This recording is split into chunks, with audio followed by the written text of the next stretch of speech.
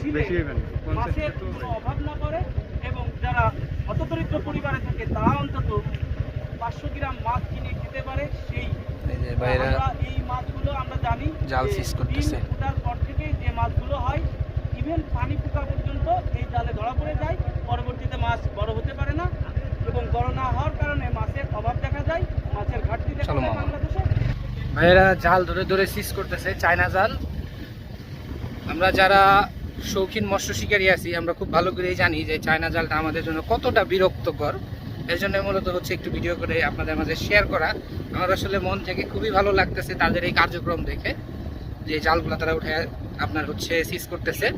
এগুলো এখন নিয়ে পুরাই দিবে। এই জালগুলো খুবই ক্ষতিকর, সেটা হচ্ছে মাছের জন্য এবং আমরা যারা শিকারী আছি আমাদের জন্য তো খুবই বিরক্তকর। আমরা মাঝে মধ্যে কিছু কিছু জায়গায় বসি ফালাই, জানি না নিচে যে চায়না জাল আছে। তো আসলে স্যালুট তাদেরকে যারা এই কাজগুলো